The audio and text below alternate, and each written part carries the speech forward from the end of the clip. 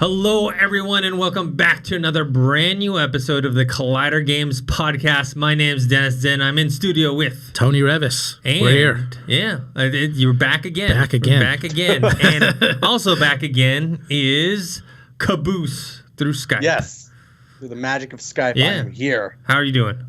Doing good. Doing good. I'm looking forward to E3 where it's really creeping up on us quick. Yes. Here it comes. I'm excited. I'll be coming down there for it, and it'll be a good time. Yeah, I feel like, we definitely have a lot of stuff to talk about in news, but I feel like some of the bigger stuff is being kept under wraps right now. For sure. Because of E3. They're like, okay, we don't want to spill anything. Just like that whole Splinter Cell thing as we long as talked people about the don't other tweet way. about it. Yeah.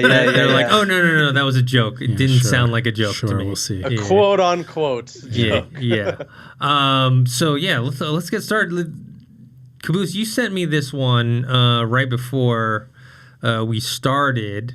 Right. What's going on with, I guess it's a leak about the next Call of Duty?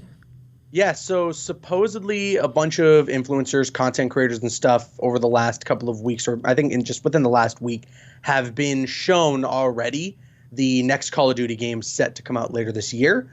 And apparently someone broke NDA, which is unfortunate. Yeah. But we are not signing any NDA. So right now the rumor out there is that the next Call of Duty is going to be a soft reboot of the Modern Warfare franchise, as it'll be titled Call of Duty Modern Warfare. And that's so that's all we know right now. Again, it's supposed to be a soft reboot of that franchise, which I think is pretty cool. I mean, I guess we see this in movies a lot. We don't see it very often in games, but I mean, God of War comes to mind, Mortal Kombat 9 comes to mind, although technically Mortal Kombat 9 is a sequel. So yeah, I want to see what this is going to be about. Infinity Ward is obviously kind of what put Call of Duty into the mainstream, the way that it got huge.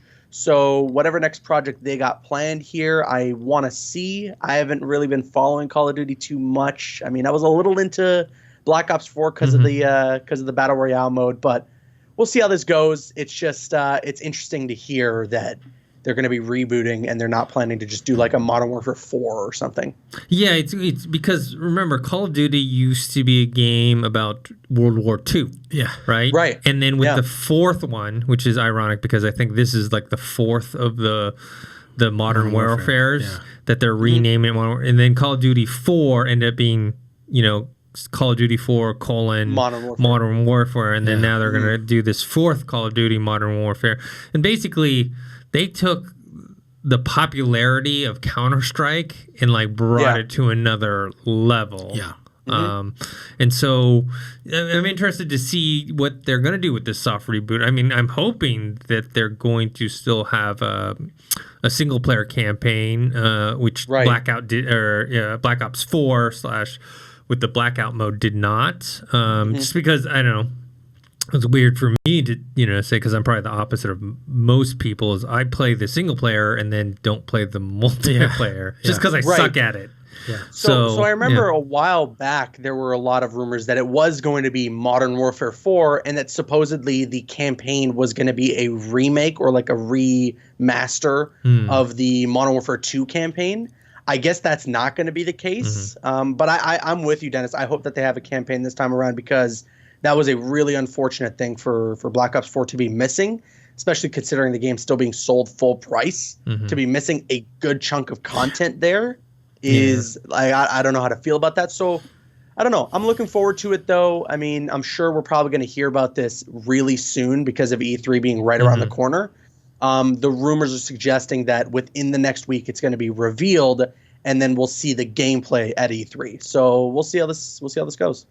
Yeah. Tony, what do you think? It's interesting. They're going into the Rambo territory of naming. We had First Blood. Yeah. Then we had Rambo, First Blood Part 2. Yes. Then Rambo 3. They just jumping all over the place. So that's really funny. But yeah, Modern Warfare was kind of the game that brought us what we know of Call of Duty now and the popularity of it.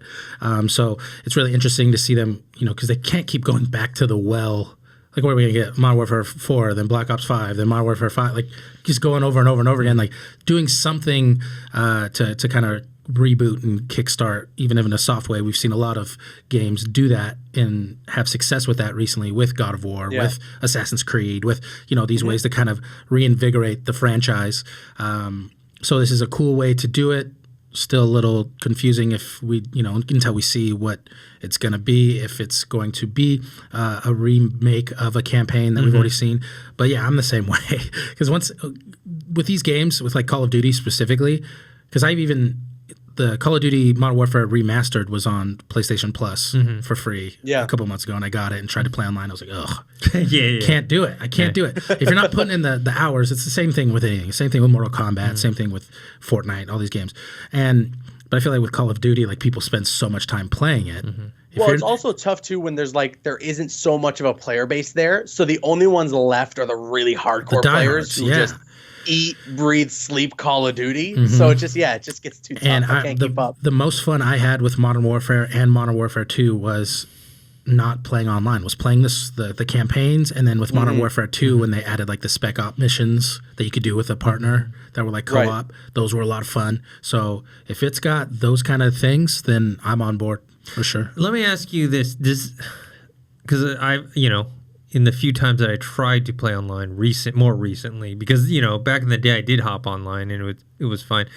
Does Call of Duty not have a very good level matchmaking? Because I remember like when I hopped on Halo, I would find the people that were competing with were relatively within the range. Where Call of Duty, like it's like I'll pop in there and like bang, like what I mean, like.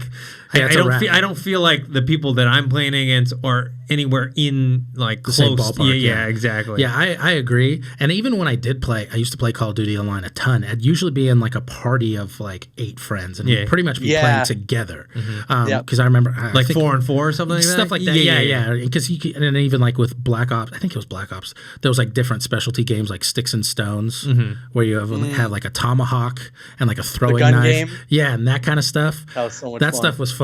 But again, I don't remember necessarily going online because people just are so hardcore with Call of Duty. Yeah. If you're not hardcore.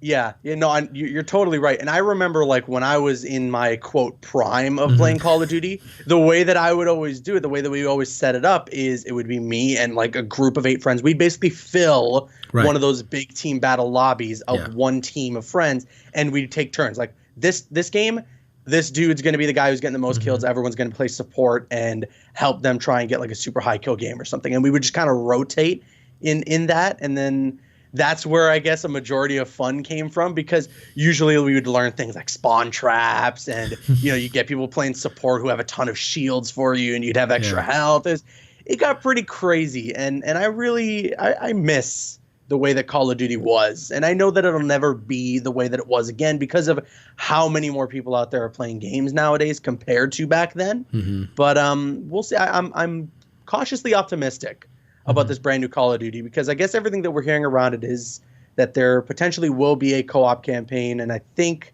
what was the mode from Modern Warfare 2? Was it called Spec Ops? Yeah, Spec Ops. Like that. Well, there's like individual missions.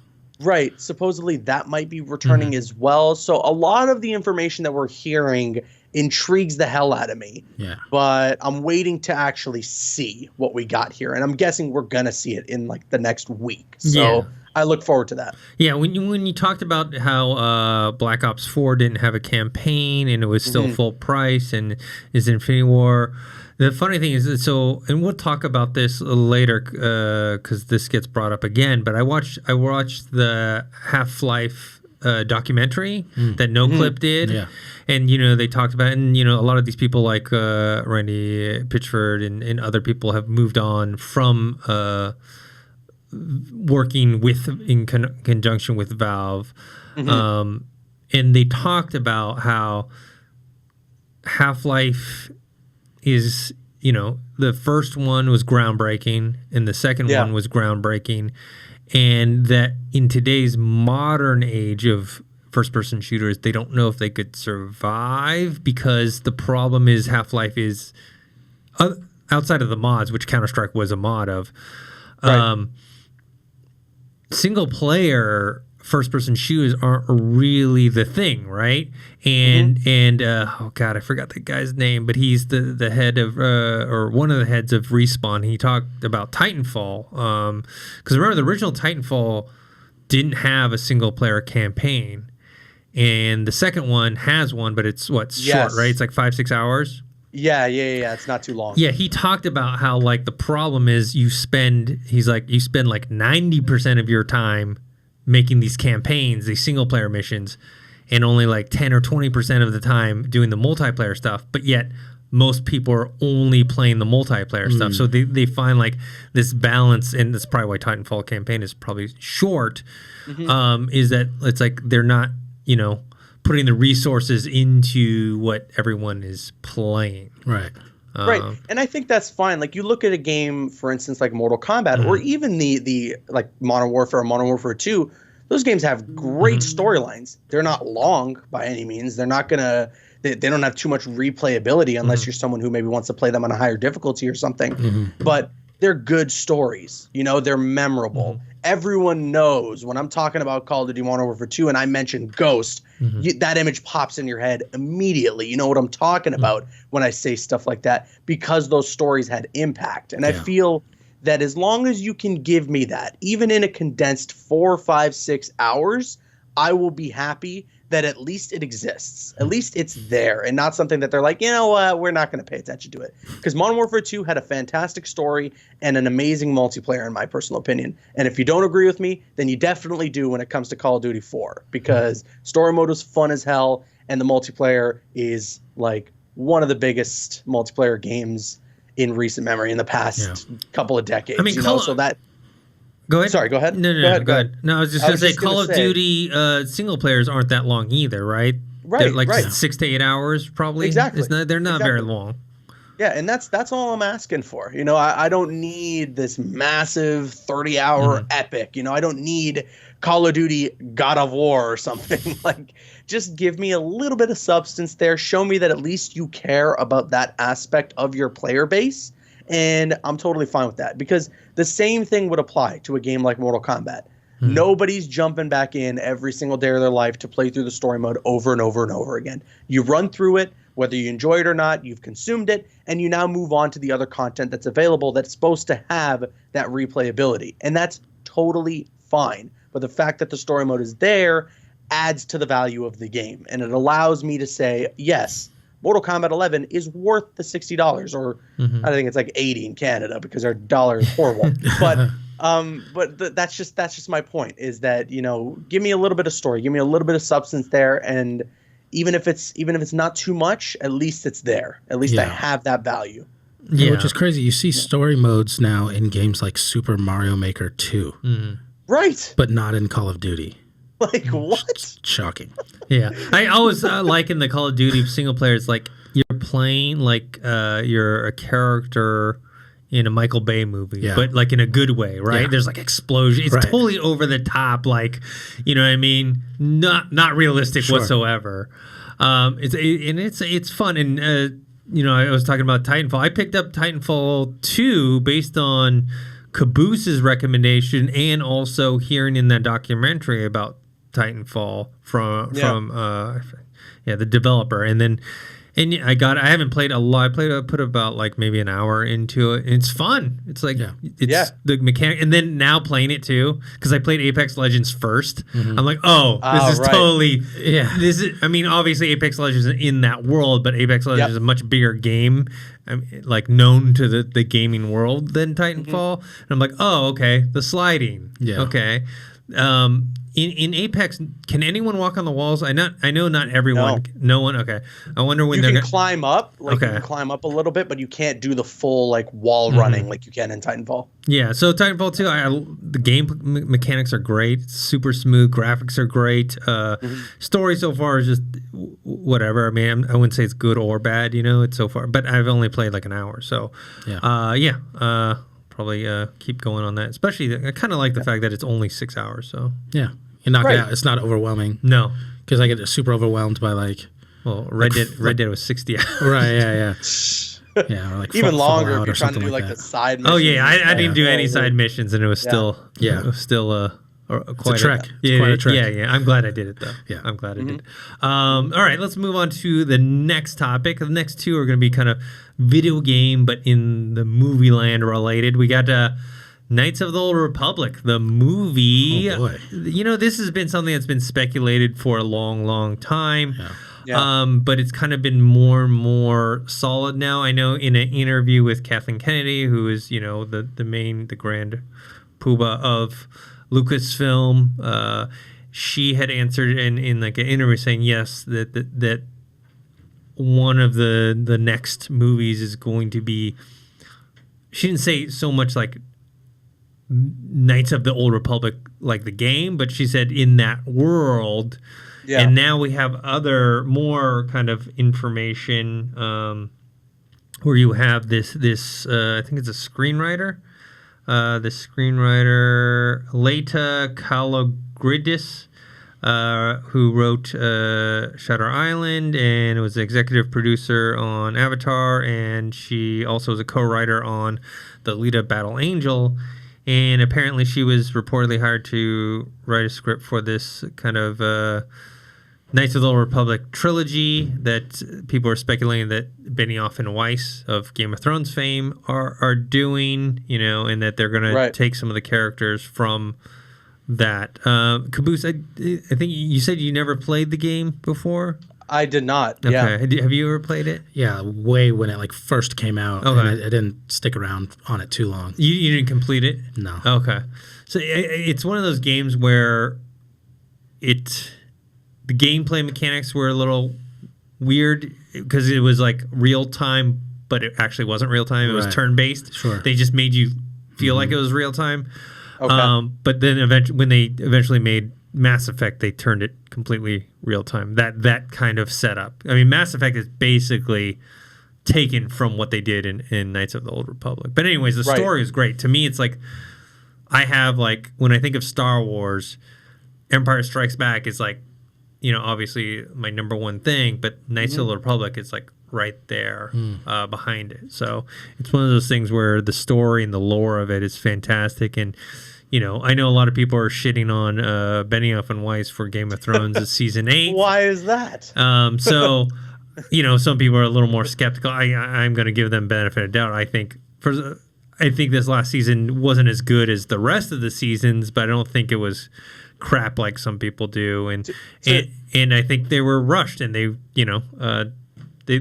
kind of, and it's not that like it was.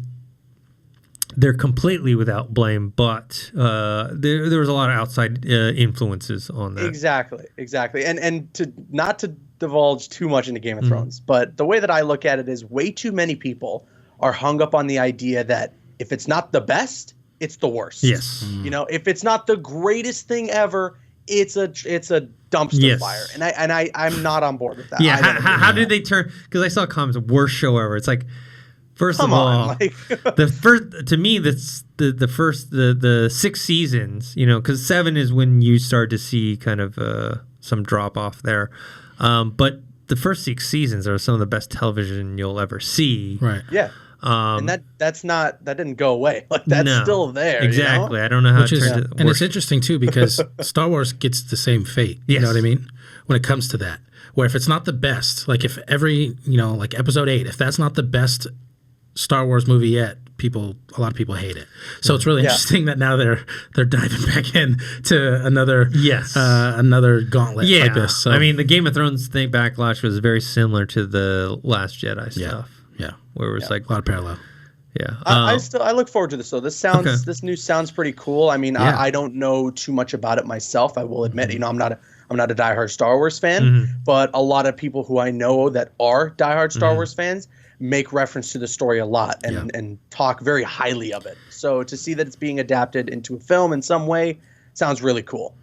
Yeah, it's a story that was more adult, not like adult like sex and extreme violence, but just it was more serious. More serious story that Star Wars fans, adult, like the way that Captain America Winter Soldier is adult. Yeah. So it's it's a story that's beloved by many people, including myself, and I'm sure they're not going to do a beat for beat remake of that. But if they can pull some of the best things about it, like the main characters and like the lore of the Sith that they went into and expanded on that I think it would be great. I mean, yes, it's one of those things where, okay, now you have supposedly if Benioff and Weiss, which is interesting though, because you would think they would want to write this trilogy because I don't know if they've decided on who's directing or not. I know that they directed the final episode of Game of Thrones, the finale, so I don't know if they're like set to direct. I know they're producing, and I thought they were writing, so I don't know if like if this woman Lieta is like helping them write it or writing it. I don't know. So yeah, I'm just glad so correct me if I'm wrong though. Sorry, Tony. No, but go ahead. Just wanted to make sure. This takes place like it's supposed to. The story of it takes place long before like the characters that we know from Star Wars. Before the Skywalker saga, if you will. Yes, which I think is one of those things that hurt The Last Jedi, was that Rian Johnson was playing around with characters that had existed that people loved, and so people are naturally more sensitive about that. And so whereas maybe if Rian Johnson had done a movie that kind of was set place in a different location with different characters, which sounds like he's going to get the chance to do. Yes. Yeah. That he wouldn't have gotten so much backlash for it. Right. And I think with this too, you know, if this is true, if let's say Benioff Weiss are doing the Knights of the Republic, a trilogy on it, I mean, yes, it's based on that, but I mean, most people haven't played the game, you know, compared to the fan base. So I think it's a good idea for Star Wars. We know we're getting 1 million more Star Wars projects with Disney Plus and the TV shows, but also, you know, with their new slate of films where we're going to get Star Wars and Avatar every Christmas. I think it's really smart, and hopefully this is something they're doing where it is something that is familiar to a lot of fans, but still new and fresh enough for new fans and children who, you know, a lot of these Star Wars movies are for. But I think it's great to where it's, because I remember just being so confused when like, oh, Rian Johnson's working on a trilogy or whatever, and they're working on all these TV shows and all stuff. I'm like, but they're not the Skywalker saga. Like, but what is it? Is it because technically you could do anything you want, like, and call it Star Wars? Yeah, because as long as it kind of fits, because it's in the past, but it's in a galaxy far, far away, and it can be, well, this is a different galaxy. Yeah, and it takes place at a different time, but it's like, so then how is that Star Wars? This is at least, so I like that. I'm comforted in the fact that there might be some lore. I mean, the whole Sith stuff. Yeah, so I'm glad there's a source. There's potentially a source material, even if they don't stick to the game directly. But there's something that they're inspired by, as opposed to just giving us something completely brand new and calling it Star Wars. You know, right? So that's why, like, you know, a lot of people like Rogue One and that kind of thing, where it's like a story that like is new but related to something that we know. Yeah, but I mean, Rogue One is my favorite of the new series, because it doesn't have to be like a direct correlation to the original movies and stuff, but still in the realm of relatability. So I'm glad that hopefully this is true, because there is a lore there is a fan base, and it's something that's not completely foreign, out of left field, and being called Star Wars. Yeah. All right, moving on to other video game movie news. This one's going to be a tricky one because it relates to a lot of different things. But Sonic the Hedgehog has been delayed. The director, Jeff Fowler, had posted on his Instagram basically that they were going to delay it because they didn't want to force the visual effects team to like work, like, I mean, they already work overtime, but like work super overtime to get this ready in time for, I think, the November release. November 8th was the original release. So now they have a new date, February 14th, 2020. Not only that, you know, it's like, we heard you, they want to make Sonic the design more. And then, you know, a little hint of that is it's Sonic hand with the white glove that was missing from the trailer and the designs of the new one. with that, and even like you see this little silhouette of Sonic's head, it looks a lot more like Sonic than the one that we saw. That Freakazoid. Yeah. Yes. So what's interesting about this, and people, and this is a very complicated thing, because I have been very vocal against. I'm not talking about just like I thought the Sonic design was crap or whatever, but I've been very vocal against these online petitions for Game of Thrones. Yes, I have ridiculed them. However, on the flip side of this one to me is different. It's not the same because first of all, I don't know if there was a petition or not with the Sonic thing. First of all, I'm not signing petitions for stupid stuff like that. No, I think it was just a lot of thumbs down. I did thumbs down, and I never said with the Game of Thrones thing, I don't think there's anything wrong with being critical of Game of Thrones or season 8 or being unsatisfied and whatnot. I do think those petitions are stupid. Yeah. And this also is before the movie has come out, so they have time to change it. Yeah. Mm-hmm. So in my mind, this actually, and I hope, I do worry about this sending the wrong message. I don't think this should be like, hey, every time we complain, something gets changed. Me and Tony were talking about that right before we were filming the podcast, and that this can be a little dangerous for something like this to happen. Yeah. So here's the way that I'm looking at it, right? I'm glad that at least they were open to listen, and they were like, okay, you guys gave us your feedback. You want changes to be made in the design. We're going to do exactly that. No VFX artists were harmed in the process of this, or whatever the hashtag was, right? But everyone who's complained better be front in line, ready to go see this movie when it comes out. Because if it bombs at the box office and not a lot of people go to see it, well, what are you complaining about then in the first place? If they fixed and did what you wanted out of the movie and you don't go see it, and you were the one complaining about the look of Sonic in the movie, that grinds my gears. I'm not a fan of that. If you're complaining about the look of Sonic, you must have some sort of attachment to the character, and you must have some sort of passion for that character and want it to be done right. And if they do right by the character and redesign him and make him look like Sonic that we all know and love, you better be going out to see the movie. Yeah. But obviously the problem with that is we can't, like, you can't force anyone. You can't force anyone to do that. Yeah, and at the same time, like, you can't let consumers make the decisions like this for movies all the time. You know, this has to be the diamond in the rough kind of situation. Like, this can't be the norm, because at the end of the day, it's up to the artists, it's up to the people who are creating the film and what their vision is for the movie. Yeah. Whether or not we like that isn't really up to us sometimes. We got to let an artist create their art, and we can obviously criticize it. That's totally fine, but you can't just tell them to change it. You know, I don't like that we can just yell at someone like, change it right now or else. You know, like, in this case, it was a little bit of a special scenario, so I can kind of understand it. I just hope that it doesn't become a trend. Yes. You know? It's a dangerous precedent. Yeah, hopefully it doesn't do that.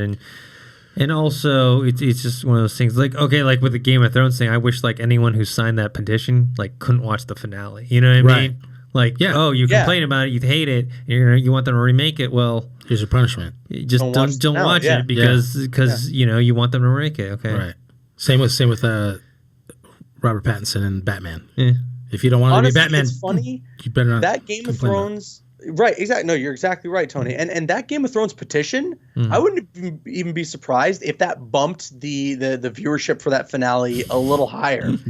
For sure the finale is gonna pull in a ton of viewers, no matter what. Yeah. But I wonder if, because of the petition, I can't speak.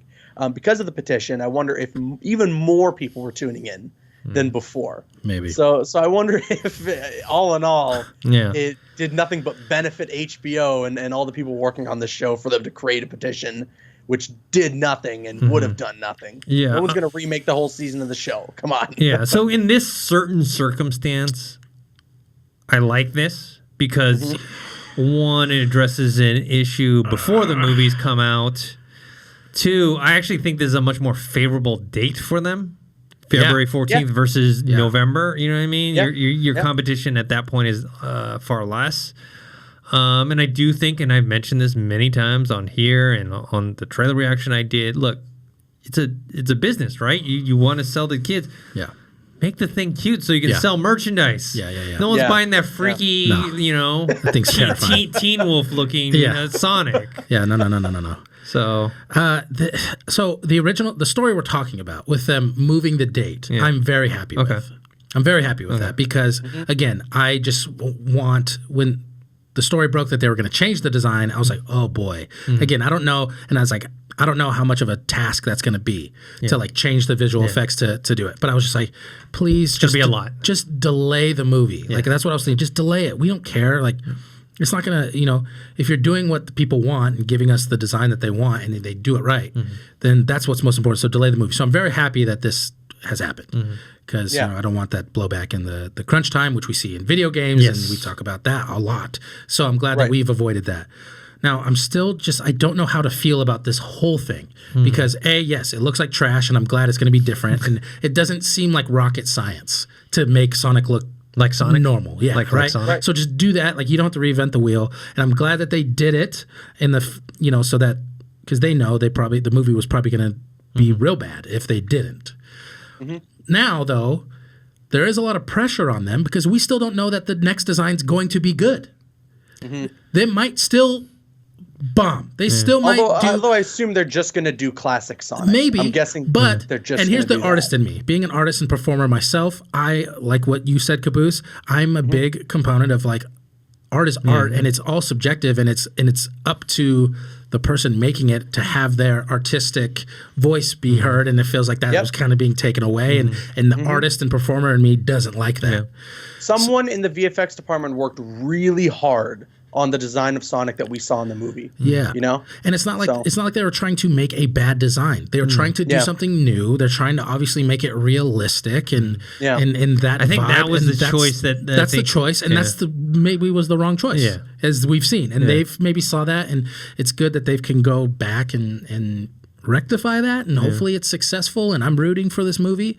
But again, it's that double-edged sword because I hate the petitions. I hate the outcry of such silly things like Robert Pattinson being cast as Batman. Like, what you don't want him to be Batman because of you don't like Twilight? He's not going to be that character. It was over 10 years ago, and he's not going to be that character. Like that he. And then he's also a fantastic actor. He's good. If you've seen him in other stuff outside of Twilight. And with the Game of Thrones normal things, people saw that Robert Pattinson was cast as Batman. Everyone else saw Edward Cullen was cast as Batman. Like, come on. So man. the artist in me is like, my heart breaks a little bit. But again, it is a business. Sega and it's a Paramount movie. I think. They know they need to. They put a lot of money into it. They need people to go see it. And the way it was looking, that wasn't going to happen. So it was smart to do it that way. Again, it's kind of a double-edged sword, and I don't think this is going to become the norm, just because this was so far from the source material, and that's why the outcry was that bad. It wasn't just like also, a random. It's still thing. up to them whether they want to change it or not. You know what I mean? I thought it looked like crap. Right. But I don't have a vested interest in it. So they're the ones that are putting up the money and the time and effort. So they can do what they want to, do what they want to do and launch in November. That's completely up to them. Yeah. I would still blast the design. Sure. So end of the day, I'm happy that they're getting more time to do it right. And I'm hoping it's a successful movie. Like, come on, it's not going to be Citizen Kane, first of all. So we don't need to go and, if we take it for what it is, it's a movie for kids. Let's all relax a little bit, I think. Yeah. But let's get the design right, obviously. Like, that did look crazy, and then it made me scared to see, like, are we going to see Knuckles? What is he going to look like? He's going to be there was a lot of there was memes of Tails. I don't know if you've seen the picture. Oh my god, it's hilarious. They show Sonic and they show Tails. It's like he's like this like totally like decrepit, like creepy looking guy. So hopefully, it was pretty funny. Because I liked what I saw from Jim Carrey in the trailer. I think that's mean Ace Ventura Part 3? Gonna be fun. Yeah, it's gonna be fun. Like, just let's not put a lot of weight on this movie. Let's remember, this is Sonic the Hedgehog. We don't care that much. And if someone acts like they do, they're lying. Exactly. They're lying. Nobody cares this much about Sonic anymore. All right, let's move on to the next thing. We had a Marvel Ultimate Alliance 3 trailer. They have a list of all the confirmed characters. They showed a lot more X-Men stuff in there, exclusive to Nintendo Switch. What do you guys think of the trailer and all the different characters? I mean, there's a lot of characters in there. Yeah. I remember at the Game Awards when they announced this, and I was there, I was like, I'm so excited. Because I did enjoy the first 2 games. I loved them. And then as it happened, and I was like, okay, if this is going to be similar to the gameplay of the last ones, but then I thought of like Diablo 3, and I was like, oh man, if they could mix those worlds, right? Or if we can get a multiplayer game, if they can make Ultimate Alliance 3 multiplayer, kind of like Diablo, where we're, instead of me controlling all 4 characters, it could be me and 3 other people. Yeah. And at the Nintendo Direct last one, when they announced that, I got super excited. And then this trailer just made me, like, I'm so excited for this game. Just being a huge Marvel fan, and they're just giving me what I want. They're giving me what I want. So I'm super excited.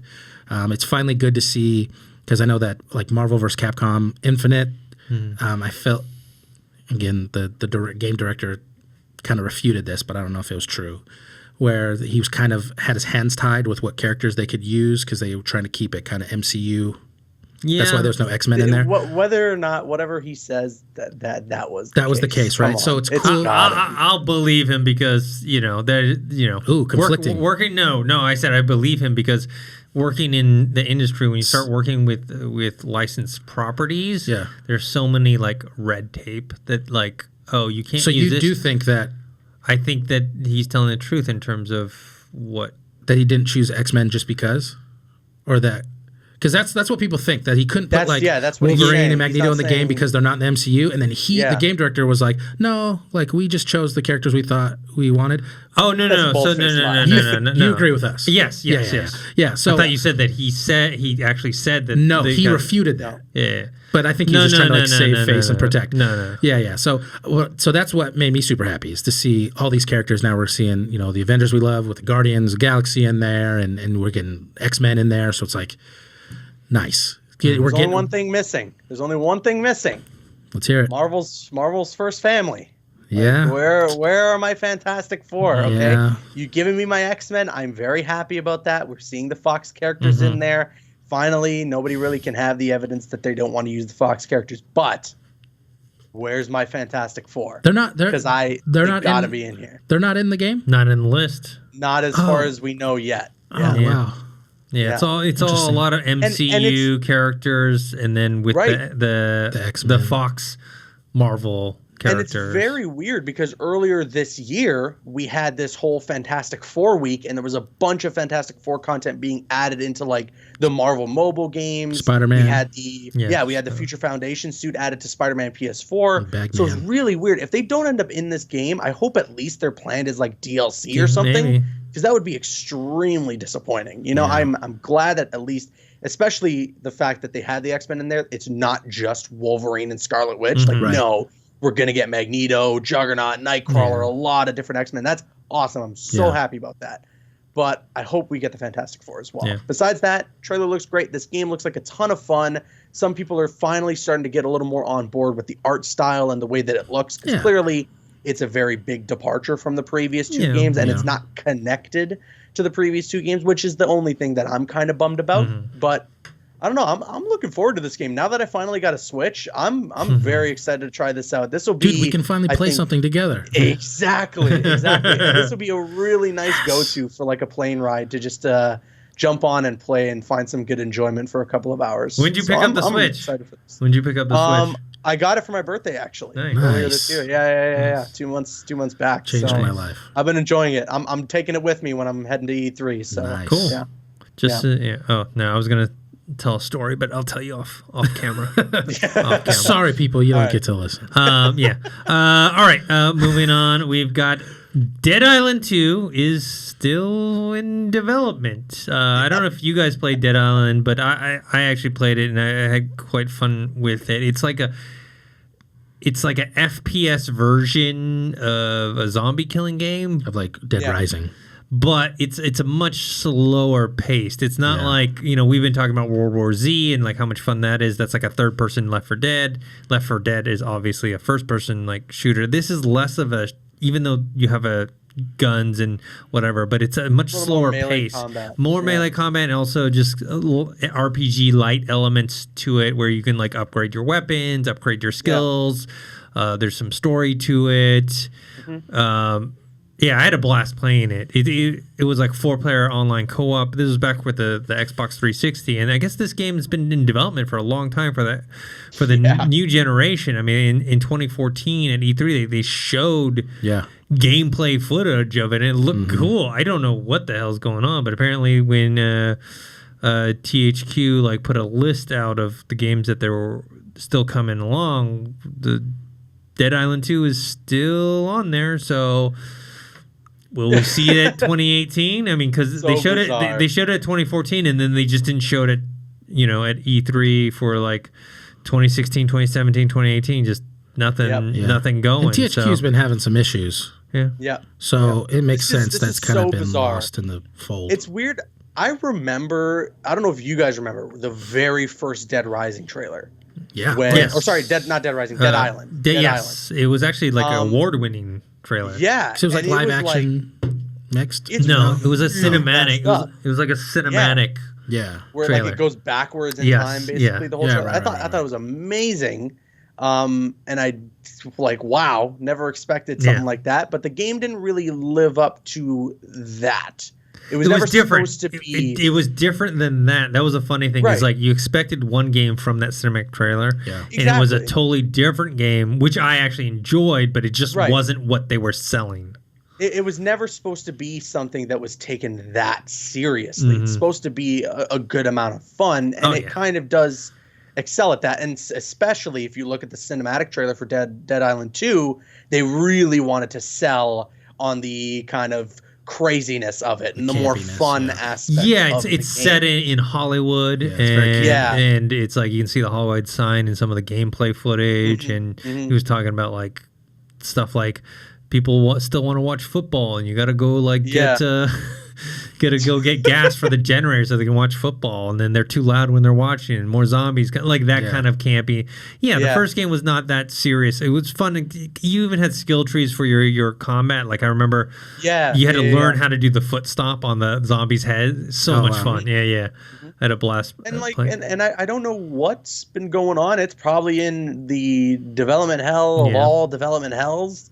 So we'll see if this game happens. I mean, maybe it gets some sort of surprise reveal at E3. I'd be down for that. There's been a lot of turnover with THQ and them selling off different parts of their company and stuff too, right? Right. Yeah. It's funny. THQ back in the Nintendo NES days was like considered like the crap company. Like if a THQ made a game, you knew it was crap. Yeah. The only THQ games I remember playing are like wrestling games. Exactly. And then they got the wrestling games, and then suddenly like people were loving them, and then they were able to branch off of like that kind of bad reputation that they had. They were almost going to make an Avengers game that got inevitably canceled. They were going to do a first-person Avengers game. There's a bunch of like prototype footage of it out there, and it looked really cool. Like Iron Man in first person flying around, and the Hulk and everything. Cool. It looked like it had some serious promise, and you were facing off against the Skrulls. But it unfortunately got canceled. I wanted to see what that would have ended up like. Yeah. All right. Another kind of little side story that's just fun to hear. World War Z, the studio Saber Interactive, which, this game we've been talking a lot about, they wanted to do a remake of Half-Life 2. And they actually approached Valve and said, hey, we want to do this. And Valve's like, no, if we ever do it, we'll do it ourselves. Yeah, okay. And I want to be the next Thor, too. So can we make that happen? Do I just say things and it happens? Come on. It's one of those things where, like, because Half-Life, the franchise, both 1 and 2, are so beloved in the gaming community. And, like, it's weird because watching that documentary, which is, by the way, 2 hours. Like, the Telltale one is an hour long. Yeah. The Half-Life one is 2 hours long, and they get kind of deep into the whole modding world and the community. And there's already, like, a team of fans that are recreating Half-Life 2, but instead of using the engine that Valve used, why am I blanking on the engine name? Is it the Havoc? No. Which engine are they using? But anyways, they brought it into Unreal, and they're like rebuilding it and trying to make it a modern game. And this is a bunch of fans who are like, they're not getting paid to do this. They can't make any money off of this. But yeah, like they're doing. So this is like one of those things where it's very interesting just watching that documentary. I definitely recommend it, especially if you are a fan of Half-Life and Half-Life 2 and knowing what the impact they had on the whole industry. Yeah. Just like seeing like how hardcore the fan base is, and it was more revolutionary than just like in the game itself, but like how it hit people. And like it made new gamers and like, gosh, what a fan base. And what the meme became of it, like Half-Life 3, where's Half-Life 3? Like that became a huge deal in gaming. So I mean, the story is pretty cool. I like kind of the sentiment that's here. So these guys, they did Halo Anniversary and Halo 2 Anniversary. So it looks like the Master Chief Collection too as well. Yeah. They worked on those for the Master Chief Collection. And it looks like, so I don't know about the wording here. I don't know if essentially he wanted to make like a Half-Life 3 or Half-Life Episode 2. Or like I think they just wanted to remake Episode 1 and 2 of Half-Life 2 because everyone was waiting for Episode 3 because. Yeah. So that looks like what they wanted to do, and then they were like, no. Everyone at Valve was like, sorry, we're gonna do it. We're doing it internally. Yeah, it's the Source Engine was the one, which is Source, which is the old. Right. And the thing with Valve is like, you can tell from the documentary, like they don't want to talk about Half-Life. Yeah, what are they doing over there? The thing is, they're making so much money off Steam, just hand over fist. Yeah, they're like, but hey, maybe Epic Game Store is going to be like the White Knight. And like Valve's like, maybe we should start making stuff again. Yeah, I hope so. Well, I hope that Epic Game Store gets big enough to the point where Valve's like, all right, we got to do some stuff. Let's do Half-Life 3, and everyone can shut up. Also, they're getting into the VR world. I mean, they had teamed up with HTC to make the Vive, but now they're making their own Valve Index VR, which is supposed to be like the high end one. It's too much. And they promised, and we talked about this before. They were like, we're gonna use like one of our flagship, like there's gonna be a AAA title on here, and we're all everyone's speculating Half-Life, Portal. I think it's gonna be more Portal than Half-Life because you're not gonna do like a Half-Life game on there. Like the fan base would go nuts. They'd be like, really? You waited this long and put it on here? But it's genius. Oh, of course, it's genius because another VR set on the market, you know what I mean? Like, what's the difference? It's like, how am I gonna? Like, why would I want to get this one versus the Oculus or versus just PlayStation VR? Because it's if I already have a PlayStation, maybe that's more simple for me. Yeah. People who want to play Half-Life 3, good luck. You better buy our VR system. Yeah, that's genius. Yeah, I just the regular fan base will. It's a real dick move. They will, but it's genius. Or they do like a Half-Life something, but it's not Half-Life 3. It's not Episode 3. It's like Half-Life, a remaster of maybe. Not even a remaster. Maybe. Well, maybe it's a remaster of 1 and 2 or something. Or it's like Half-Life : blah, blah, blah. Right? Yeah. It's like this VR, Half-Life VR, right? Yeah, and it's like this experience where it's not a direct sequel to any of the games, but it's in that world, et cetera. It's got to be Portal, though, right? It's got to be Portal. I think it's Portal. It just fits so well. It could be Left 4 Dead as well. I mean, maybe. Yeah. But then again, that team is working on their own. They left and basically doing their own. Can you imagine just like jumping through portals like in VR and you're like, whoa, like that'd make me sick maybe though. Yeah, and I'm assuming like it might not even be like a full on sequel or anything. It might even be just they take some of the stages or levels of Portal 2 maybe and just make them work in VR or something like that. Well, it could be potentially something like that. I mean, we'll see. I think that would make me sick. Well, because some of that stuff you're like flying around. Exactly. That, you're like zipping through stuff. Maybe not a good idea. Speaking of VR, just a little preview. We got the PS VR system here with a few games that we're gonna be checking out. Was it Blood and Truth? Yeah. Did you play that? I did play that in San Francisco. Yeah, I did play that in San Francisco. Everybody's Golf. Played that. And then I nailed like a 99-foot putt. And the guy, like the attendant who worked on the game who was there, couldn't believe it. He's like, what just happened? I was like, that's right. That's right. He's like, I've never seen that. And Astrobot. So maybe you should come in when we do it. So we have that. We're going to have that in studio and play around with that. And We got any scary games from Akuga to play? No. Freddy's is coming soon. Yeah, we don't have one yet, but maybe. And also, I want to get Trover. I want to get Trover. That comes at the end of this month. Yeah.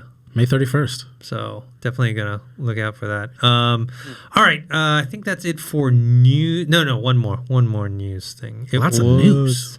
It's not this one's not that big a deal. It's the sales report for April 2019. There's some shockers on here. We had Mortal Kombat 11 at number 1, not a big surprise. Days Gone at number 2, not a big surprise. Then you got MLB 19, The Show, The Division 2, Super Smash Brothers Ultimate at 5. Strong. Grand Theft Auto 5. That thing won't die. That thing won't die. It's just number a 6. juggernaut. Yeah. Sekiro Shadows Die Twice. That one surprised me. That it's just hanging in there. Still man. on there. Yeah. Mm-hmm. And then 8 Call of Duty Black Ops 4. Yeah. 9 NBA 2K19 and 10 Yoshi's Crafted World. Huh. Any surprise? You said you're surprised that Grand Theft Auto 5? Grand Theft Auto's still just rocking the house. It's old. I know. People are just playing online, right? Is that pretty much that what it is? It's crazy. I guess Red Dead hasn't gotten to that point. That's what I'm saying. Like, that's crazy though. That if Red Dead's fallen off, but that's still there. It's like, man, you figure they'd, since they got such a juggernaut in GTA 5 online, that they'd figure Red Dead out. They'd figure it out by now. I think what it is, not to knock Red Dead Online or anything, but I think it's just the fact that GTA is modern day. Yeah. Not a lot of people are into the Wild West aspect of Red Dead 2. So that might be what it is. What's really interesting about this as well, that it's mentioned in the IGN article, Mortal Kombat 11 has done something actually that no other game has done in the past 10 years. Ooh. And that is that it was the best-selling game on every platform it was available on. Wow. PC, PlayStation 4, Xbox One, and the Nintendo Switch. Nice. It was at the top of the list for all those platforms. So that was pretty great. I don't know what it beat out, or what was the last game that had done this. But from what I understand, yeah. So from what I'm reading into, I think the last game to achieve this was Guitar Hero 3. Oh yeah, which is pretty crazy. PC? Yeah, for PC. I guess so. I don't know if it's specifically for PC, but it's like the fact that it was the top selling game on every platform it was available on. Yeah. Okay. So yeah, interesting. Yeah, it's pretty crazy. That game was a hit. Yeah. Yeah. I still love me some Guitar Hero. Oh yeah. I miss playing Guitar Hero and like Rock Band and stuff. Those games are so much fun. Me and my buddies will break it out every now and then, just like on a Friday night when we're bored. Just rock out. Oh yeah. All right. Let's get to the Twitter questions. First up, we've got at TMill24. Says, you stole Aladdin's lamp and get one gaming wish to use to bring one game suddenly into development at the studio of your choice. Oh boy. What's your wish? Oh, I have such a good answer. Crappy use of a wish, I know, but still. No, that's a great hashtag. That's exactly right. Well, how do you not say something like Half-Life 3? You know? I mean that's like, one of them. No. That's not my specific it's not my top preference. one, but yeah, it's in the conversation. That's too much in the realm of realistic. Yeah. I got a genie's wish. I'm gonna something crazy. Yeah, let's concoct something wild. I want another Rocksteady game like Arkham, which we might be getting, but I don't know. We'll see. I would love a Rocksteady game, just like Arkham, same kind of combat style, whatever, but with a new IP. Give me some Ninja Turtles in Rocksteady, because there was rumors for of a little while that that's what they were working on, and then we never saw anything of it. And more specifically, because I'm a huge Ninja Turtle fan, like of the original comics, and then the OG cartoon, which was a far stretch from the original comics. There's the current run of the comics, which started in like 2011. 2012 kind of got back to its gritty nature, which shocked me. I just got into it. I'm years late, but I've just started to get into it. And it's back into its gritty nature. It has a new kind of lore that has to do with like reincarnation. So instead of Splinter and the Turtles like being the character, like the Ninja Master Hamato Yoshi, they're like reincarnated from those characters in feudal Japan, which is really interesting. Yes. Oh wow! So it's like that's really cool. Dark. So it's like Shredder was in feudal Japan, kills Hamato Yoshi's wife, and then kills his 4 sons. It's like the original comic books. Like, so you're looking for the dark gritty. Give me a dark gritty by Rocksteady. Okay. Yeah. Like So I want I'll to be tell able you to You mine. definitely have to use a wish for that because that ain't exactly. gonna But happen. I would That ain't love gonna to like let me be Leonardo and let me like slice and dice some foot ninjas, like for real. Yeah. Instead of just All like right, so you know. I think I got mine. Okay. I think I got for me. Kind of in the same vein. I'm looking for a superhero game. Mm-hmm. I want a linear Captain America game from Naughty Dog. That's my wish. Because that would be amazing. Take me through the 40s of the World War II. Halfway through the game, he gets frozen in the ice. We're brought back into modern day and allow us to have the way that Naughty Dog does the storytelling. Yeah. They could do it so well for a character like Captain America and the world and all the characters that surround him. Oh, man, I would be on board for that. And connect it to Spider-Man PS4 if you wanted to. Have it all be a part of one big universe. That's my wish. Will Smith, make it happen. Yeah. For me, it's something I've mentioned before.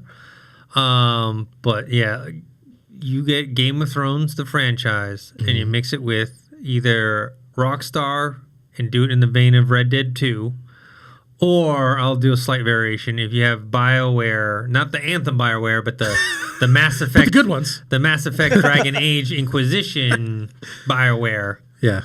Do that. Okay. And then you have this RPG with cinematics and story. You're not and also that George R.R. Martin, this is, I guess, the wishing part. George R.R. Martin writes the whole thing, and it's official canon. It's not like some side thing, whatever. No, this is like part of the Game of Thrones You're not universe. on board with the potential of From Software doing it? That's exciting, but I mean that's one still rumored too. It's not Game of Thrones. They're gonna he's gonna be something new. It's gonna be something new. I'm talking about but legit, doing it as Game of Thrones canon. That's God, we're geniuses. Yeah. Yo, send us the checks. Send us the checks. We got everything you need right here, baby. Let's get in the gaming industry. Yeah, what are you doing? Giving you what you need. Okay, at the Amazing Web asks, what movie would you love to play through as a game? I love Star Wars, so I'd play the hell out of game where you do specific story moments like Anakin and Obi-Wan versus Dooku in a boss battle, or just run around the Death Star as a young Luke and Leia for an exit. So this isn't my answer, but I know because this just came out, this is definitely a fucking game. Is John Wick 3. I mean, have you watched it yet? That's the one. Okay. Have you watched the other John Wicks? Yes, right? yeah. I mean, just think of that. Like on steroids. Anyway, they can all just make them all a game. It is because they all take place in like 24 hours, right? Like all the movies are. Yeah.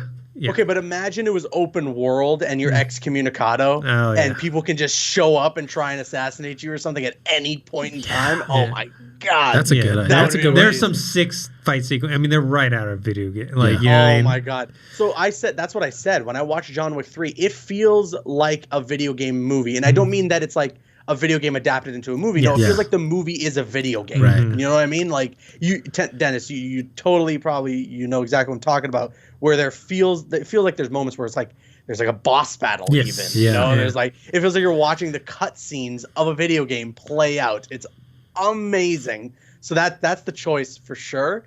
To go with something a little different, I would choose something like Looper. If anyone remembers Ryan Johnson's Looper, that would be pretty cool as a game, I think. Mine, I would like to play through that. They might have already done it. I don't know if they have or not, but like They Live, like something really weird like that. Okay. You know, because not even a lot of people even know that movie. Like a lot of people will make a reference, and like they don't know it's from that movie. Like the Obey shirts or whatever, like that company that like Obey. People are like, oh yeah, no, that's from They Live, y'all. And then people are like, oh, I don't even know. And then like the best movie quote ever that Duke Nukem stole. Yes. Like it's time to kick ass and chew bubblegum. I'm all out of gum. Yeah. Like so, I guess Duke Nukem's kind of They Live, but like give it like a They Live game would be fun. Yeah. Roddy Piper just suplexing people. Yeah, I'm trying to think as a journey. Is it, I mean, Lord of the Rings would be great. Star Wars would be great. Yeah. Any of those kind of adventure. The thing is, like, we've had games in those universes, just not specifically playing through the story of, like, The Force Awakens or something like that. I mean, we just watched one, Avengers Endgame.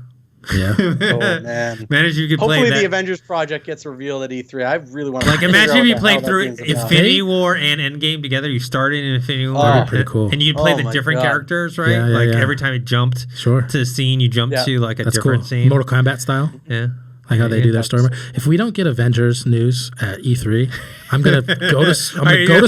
Are you gonna flip some chairs? I'm gonna go to Square Enix, their building, and burn it to the ground. Well, you're gonna be there with me, Caboose, and Dorian. So. When the Square Enix conference is later on that Monday night, right? Is it? Okay. Yeah. But I think it is. Are they doing a conference? Are they going to be like live conference, or are they going to do it like they did last year and do a fake Nintendo Direct that disappoints everyone? So that's what I'm expecting it to be, just to set my expectations low. Yeah. And hopefully it surprises me and we get some Avengers news. If we don't hear Avengers news and we get The Quiet Man 2, I'm burning them to the ground. And I'm incriminating myself right now. Hey, just start a petition. Just start a petition. Right.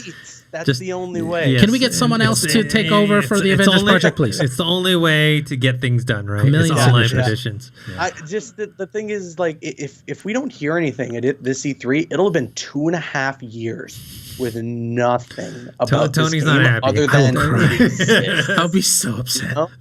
I mean, I'm glad if they're just taking their time and working on it. Totally fine, but hopefully at least they even just say like, hey, we're making the game. Yeah, let us know it still exists. Yeah. That was what was nice about State of Play, the last State of Play, when they just threw in the Final Fantasy VII remake stuff in there. Like, we didn't get really anything new, but I'm glad to know the game still exists. Yeah. Yeah. Let us know, Square Enix, we love you.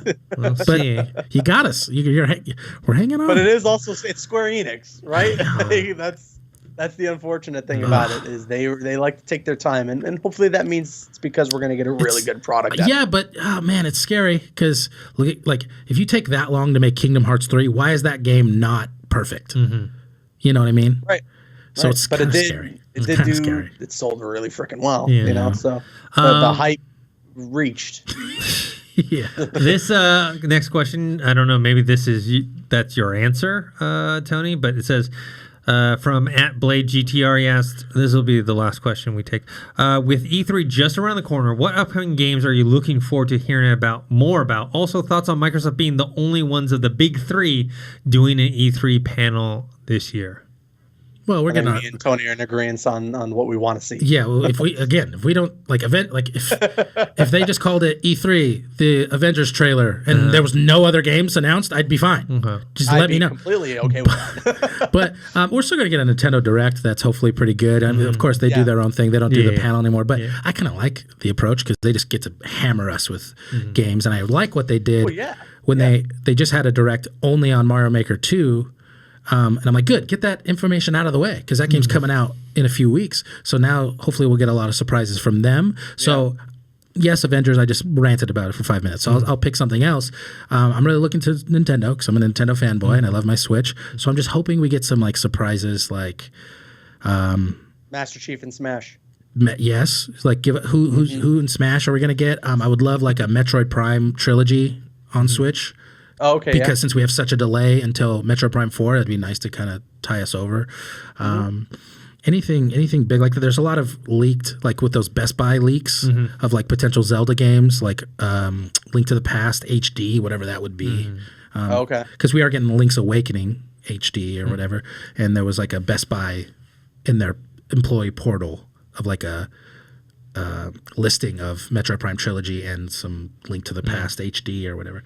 So any big surprises from Nintendo would be very welcomed by me. It's been reported that Cyberpunk 2077 will not have a playable demo at this year's E3. Okay. That makes sense, though. So that kills the chances of it coming out this year as well, I think. Yeah, there's no chance. Yeah. But I mean, they're going to show some more footage. Yeah. But I'm excited for that. No playable demo. I'm excited for that as well. But I mean, if it's not playable, it's a little. Yeah, but I don't think that's. I once I saw the trailer last year, I was like, that's got to be a next gen title. Like I kind of knew it then. Yeah, it looks like a really big game. Yeah. Yeah, for me, it'd be Avengers Project is what I would choose. I mean, I know that's what we just kind of we just went on a little rant on that, but.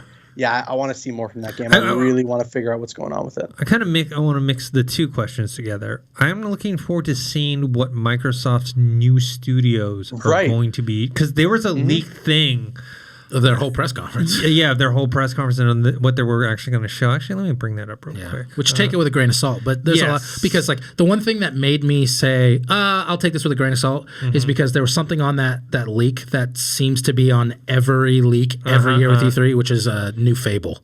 That seems to be the running gag with Microsoft. Like, they're gonna reboot Fable, and that was on there. So that's when I was like, that's fake. Yeah.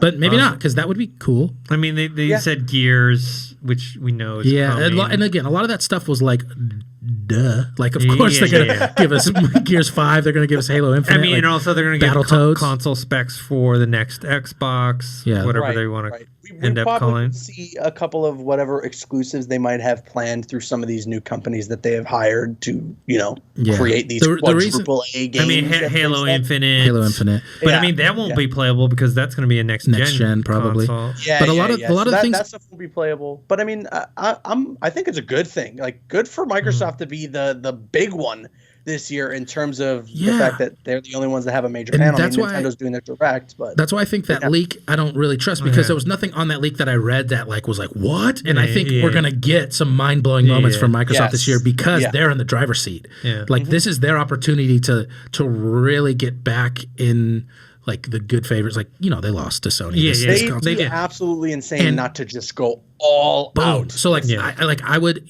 there's a lot of I think what would be huge, since Sony's not going to be there, which has kind of been sullied now that Microsoft and Sony have a partnership that they're kind of playing nice. But there's been the rumors of like, Microsoft and Nintendo are going to be playing nice, Game Pass on Switch maybe. Yeah. Like having a big moment at Microsoft's press conference with Nintendo there would be like I could see that. Huge moment to like really stick it to Sony for not going. You know what? Honestly, even because of this whole partnership between Sony, what if we have all three of them up there? What if the heads at Sony and the heads at Nintendo walk up on stage to announce their partnerships and stuff like that? Well, I mean, Sony and Microsoft are already partnering with the cloud stuff. So. Exactly. And we know that Xbox Live is going to be on Switch. But that just leads to like, what else? Yeah. This panel, if what we're hyping up that most likely won't happen comes to fruition. Yeah, let's just get that hype train going. Let's get it going. And start reporting it as fact. Yeah.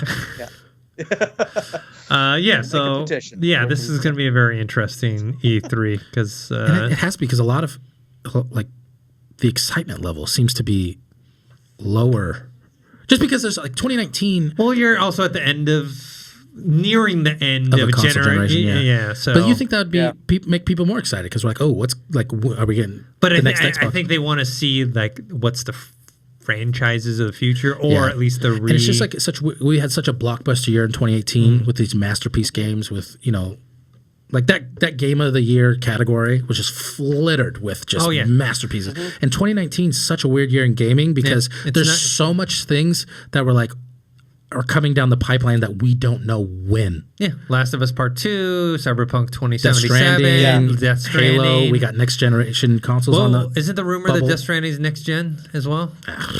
Apparently we've been playing that game for years. When they first talked about the PlayStation 4, that a question like that was asked, and it was hinted that might be the case. Although I'm hearing from some people that they're speculating Death Stranding might be way further in development than we think. It might Kojima says we've been playing for years. So whatever that means, you crazy person. You never know. That game looks nuts, Kojima. Man. So what is it? They could come out and surprise the hell out of us. What is the gameplay? It looks nuts. What is it? I don't even know what it looks like. No, the funny thing is you watch the gameplay stuff, but you still don't know what what you're doing, because usually like you have a character and they shoot a gun, or they like have a sword, there's no HUD, there's nothing. Like it's so weird. He just walks around. There's just no explanation as to what the hell is going on. He eats an embryo or some crazy stuff. Yeah, what is happening? Guillermo del Toro's in there. Mads Mikkelsen. And Guillermo del Toro has no business making video games. Like, stop it. Stop it. It's too weird. Oh, man. It's too weird. All right, guys. I think that's a good thing to end on right here. I want to thank everyone who was watching us or listening to us on the podcast. Tony, where can people find you? Yeah, you guys can follow me on Twitter and Instagram at I am Tony Revis. And Caboose? You can find me on Twitter and Instagram at CabooseEK. And you guys can find me on Twitter at ThinkHero, on Instagram, Dennis.tzng. Make sure to subscribe to this YouTube channel, youtube.com/ColliderGames, and subscribe to the Collider Factory feed, where this podcast and many others are on every week. We'll see you guys next time.